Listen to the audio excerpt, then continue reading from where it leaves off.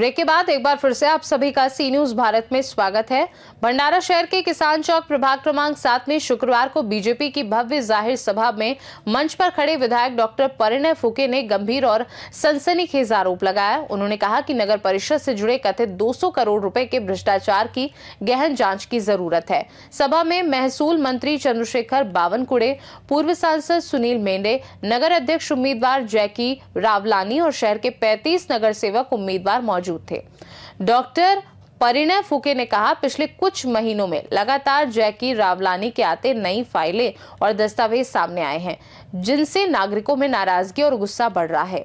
बताया जाता है कि जैकी भैया द्वारा पेश किए गए कुछ सबूतों के बाद शिकायतों की संख्या अचानक बढ़ गई और प्रशासन में शामिल कुछ लोगों पर सवाल उठने लगे। जांच अब मुख्यमंत्री देवेंद्र फडणवीस तक पहुंच चुकी है। प्राथमिक कार्यवाही शुरू हो चुकी है और आचार संहिता समाप्त होने के बाद संबंधित अधिकारियों के निलंबन की प्रक्रिया की संभावना है। सभा के दौरान डॉक्टर फुके ने कहा कि ये मामला सिर्फ व्यक्तिगत आरोपों तक सीमित नहीं है, बल्कि ये जनता के पैसों की सुनियोजित लूट का बड़ा खेल है। उनके भाषण के दौरान कुछ लोगों की अचानक प्रतिक्रिया ने भी कई सवाल खड़े कर दिए हैं। जिलाध्यक्ष ने कहा कि जिनके हित प्रभावित हो रहे थे वही सबसे ज्यादा असहज दिखे। या नगर परिषदेला लुटण्याचं काम काही भ्रष्टाचारी लोक करतात आणि मग सन्माननीय जॅकी भैया इथे आले आणि त्यांनी मला अनेक फायली दिल्या आणि मी जेव्हा वाचन केलं त्यावेळेस मी म्हटलं की हे तर एखाद्या मोठ्या राज्यात जेवढा भ्रष्टाचार होणार तेवढा एका नगर परिषदेमध्ये भ्रष्टाचार होऊन राहिलाय आणि कुठेतरी या भ्रष्टाचार रोखण्याकरता आपण काहीतरी पावले उचलले पाहिजे। त्यानंतर मी सातत्याने त्या सगळ्या भ्रष्टाचाराची तक्रार केली। ज्यावेळेस अभ्यास केला आम्ही सगळ्यांनी त्यावेळेस त्याच्यामध्ये जवळपास 200 कोटी रुपयाचा भ्रष्टाचार पुढे आला आणि मी म्हटलं या भ्रष्टाचारांना सोडणार नाही। या सगळ्या भ्रष्टाचारांच्या या सीईओ जो नगर परिषद मधला सीईओ होता त्याची तक्रार माननीय मुख्यमंत्री साहेबांकडे केली। मुख्यमंत्री साहेबांनी ताबडतोब त्याच्यावर कारवाई केली आणि त्याला इथनं हद्दपार करण्याचं काम त्यांनी केलं। आता हे आचारसंहिता संपल्यावर त्या सीईओला सस्पेंड करण्याचं काम कर आणि मी सातत्याने या नगर परिषदेच्या भ्रष्टाचारावर बोलत होतो, सीईओच्या भ्रष्टाचारावर बोलत होतो, पण माहित नाही इथे बाजूला राहणाऱ्या जेवला का मिरची लागली। म्हटलं मग मला समजलं नाही की हिला का मिरची लागत, हा का माझ्यावर टीका करताय। मी तर आरोप तर सीईओवर करताय। मग आशुभाऊने सांगितलं की चोर के दाढी में तिनका आणि मग एका कुठं बटन दाबली आणि कुठं दुखते हे मग मला लक्षात आलं आणि मग या भ्रष्टाचाराचा महामेरू कोण आहे, या भ्रष्टाचाराच्या मागे कोण आहे आणि मग मला लक्षात आलं आज हे भ्रष्टाचारी कुठेतरी परत पैशाच्या जोरावर आम्हीच कसं निवडून येऊ हे सांगण्यातही हे कमी करत नाही। आम्ही 10-10 हजार रुपये वाटू आणि प्रत्येकाला विकत घेऊ असं त्यांनी एक नारा दिलेला आहे। ते सांगतात की आम्ही दरवेळेस निवडून येतो आणि दरवेळेस या जनतेला मूर्ख बनवतो, दरवेळेस पैशाच्या भरोश्यावर जनतेला विकत घेतो आणि पूर्ण 5 वर्ष या जनतेचं शोषण करतो। तुम्हाला चालणार का असं शोषण करणारा नेता? अरे जे बहुजनांच्या भरोश्यावर निवडून आले 3-3 वेळा या भंडारा विधानसभा क्षेत्रातील बहुजन समाजाच्या लोकांनी आशीर्वाद दिला आणि जेव्हा आज त्यांना कुठेतरी या बहुजन समाजाच्या कोणत्या एखाद्या कार्यकर्त्याला किंवा या बहुजन समाजाचे उपकार फेडण्याची वेळ आली त्यावेळेस यांनी काय केलं, स्वतःच्या बायकोला उभं केलं। म्हणजे या बहुजन समाजाने 3-3 वेळा मतदान दिलं। या बहुजन समाजाचा कुठेतरी एखादा कार्यकर्ता, अरे पूर्ण शिवसेनेमध्ये एकही बहुजन समाजाचा एखाद्या कार्यकर्ता नाही, एखादी कार्यकर्ता नाही, एखाद्या कार्यकर्त्याची बायको नाही ज्याला हे तिकीट देऊ शकले असते, पण नाही। पूर्ण माल मेरे को ही चाहिए, पूरा माल एक ही घर के अंदर होना चाहिए।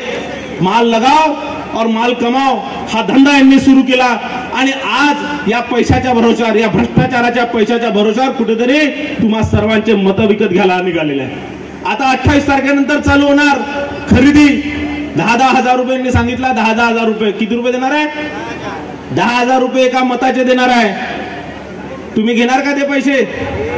अरे घ्यायचे, सोडायचे नाही।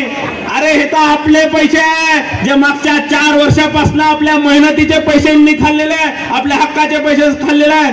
इनचे पैसे घ्यायचे, सोडायचे नाही। पब्लिक का पैसा है, पब्लिक में जमा आणि घ्यायचे। पण मत कुणाला मारायचं? मत आमच्या मधुराताईला मारायचं, कमल चिन्हाला मारायचं आणि आपल्या सर्वांना यांना कुठेतरी यांची जागा दाखवून द्यायची।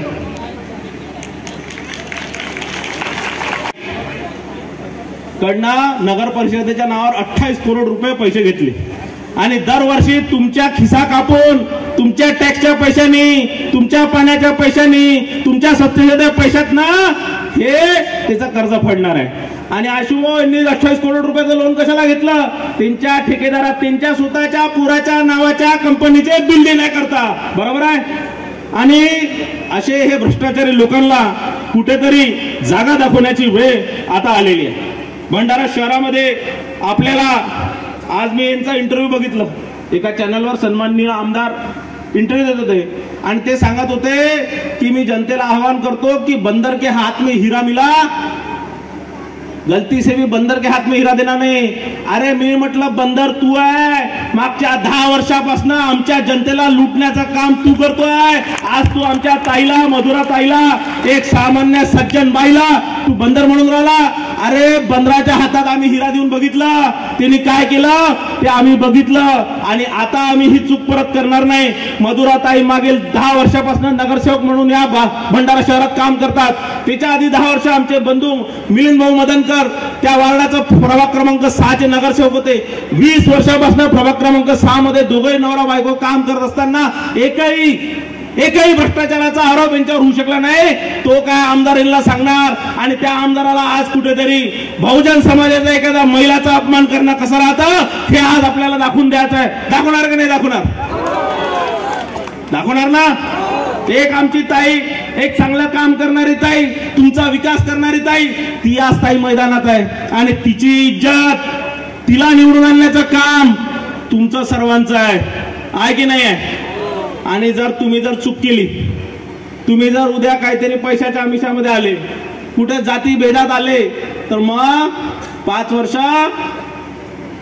तुमचे खिसे कापल्याशिवाय राहणार नाही. आज तर तुमची निधी पळवत आहे. आज दलित वस्तीची जवळपास 35 कोटी रुपयाची निधी परमपूजनीय डॉक्टर बाबासाहेब आंबेडकरांनी संविधान लिहिलं आणि संविधानामध्ये दलित समाजाकरता जी निधी आहे ती राखीव निधी ठेवली की दलित वस्तींचा विकास झाला पाहिजे. त्या भागात, त्या क्षेत्रामध्ये रस्ते चांगले झाले पाहिजे, त्यांच्या शौचालय चांगले झाले पाहिजे, त्यांना घरकुल मिळालं पाहिजे, त्यांना पाणी पुरवठा मिळाला पाहिजे, सगळे नाल्या गटर चांगले झाले पाहिजे. आणि तो पैसा यांनी कुठे नेला? त्यांचे दिल्ली, मुंबईचे येणारे मित्रांना पर्यटन दाखवण्याकरता त्या नदीत भिंत बांधण्याचं काम पर्यटन करून राहिलो. कोण कुत्र जाते तिथं? आता नदीत आपण रोज पाहतो पुलावरून. आपल्याला का भंडारा शहराच्या लोकांना त्या 35 कोटी तिकडे मोठं. भंडारा से सी न्यूज संवाददाता निश्चल यनोरकर की रिपोर्ट।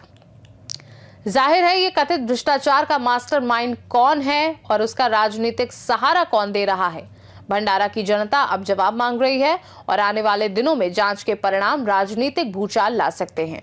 चोर को मिर्ची वही, जहां डकैती हुई भंडारा जाग चुका है। अब हर कदम की निगाह जनता पर है और सच के सामने आने से कोई नहीं बच पाएगा।